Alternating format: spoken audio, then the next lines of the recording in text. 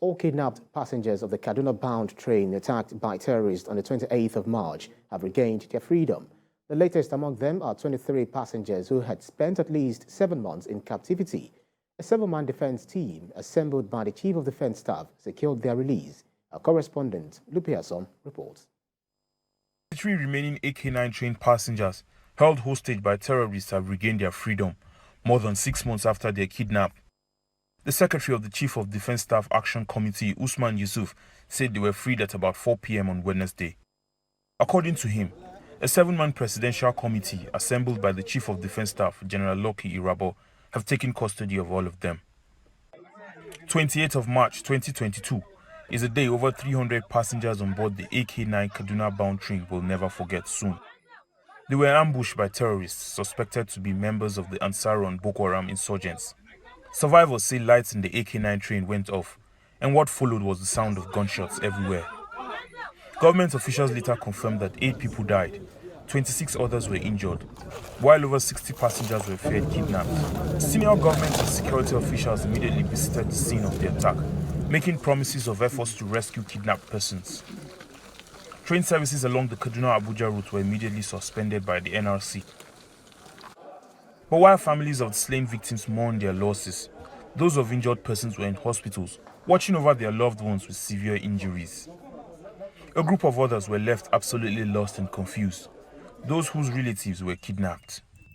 Series of protests were held in Kaduna and Abuja, demanding for the release of those kidnapped and the sack of the transport minister. Series of videos were also released by the terrorists, who were seen to be torturing hostages in a bid to get ransom from their relatives and the attention of the government.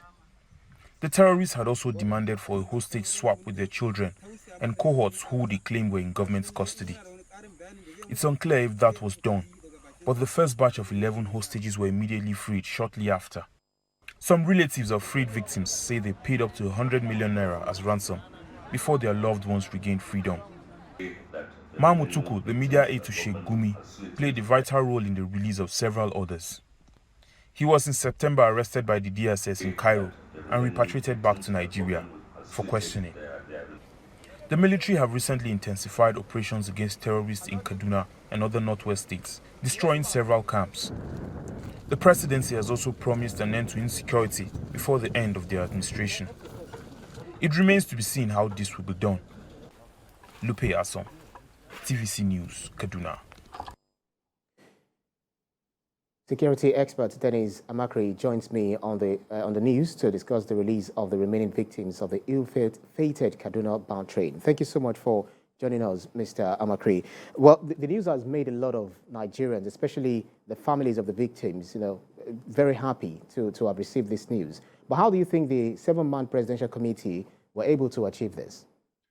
We thank God that finally all the hostages have been released. But you see, it is like better late than never, because this is what we would have done in the early stages of this kidnap situation. We do not put in all the necessary procedures in place, because this negotiation team should have been there right from the word go. And then, of course, the response team would have put in place so that if we follow all the procedures of hostage kidnapping and release, this should have been done way back. But thank God that they've been released. Well, many critics of the government and indeed its agencies, they have actually doubted the capacity of the military, saying they are not sure whether the military can deliver in its duties. But then, what do you think this has? Do you think this feat has actually put paid to the naysayers who believe that the military may not be living up to expectations? And it does appear that there is seeming there's a sort of seeming peace being restored back to the nation. Do you think so? I think one thing we have to be very clear about is a non-kinetic release. It is not a military operation, although it was carried out by the Chief of Defense Staff Action Committee, which is, I think, a negotiation team But in situations like this, you have to mix the kinetic and the non-kinetic, and the non-kinetic is the negotiation part of it. Some countries will say we don't want to negotiate with terrorists, but you do negotiate. What we are against is the payment of ransom.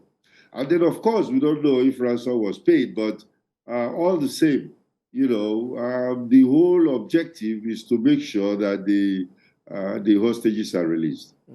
Well, 6 months and a week is not a child's play of days, to spend in the hands of terrorists, especially in that den. Looking at the climate as we talk, rain, sun, and even the threats they must have been faced with while they were in captivity. What kind of treatment would you rather suggest the authority, render them?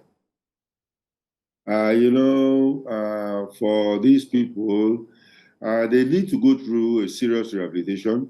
They have to be in the hospital by now, and of course, be checked because they've gone through a lot in very adverse conditions. So we hope that they'll be taken care of medically.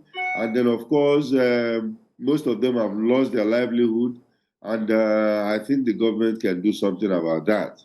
You see, that's why we're saying that if you follow the procedures of kidnap and release, kidnap, ransom taking, or whatever, if you follow the normal procedure, even their family members would have been taken care of by now, because when this kind of thing happens, it's very traumatic.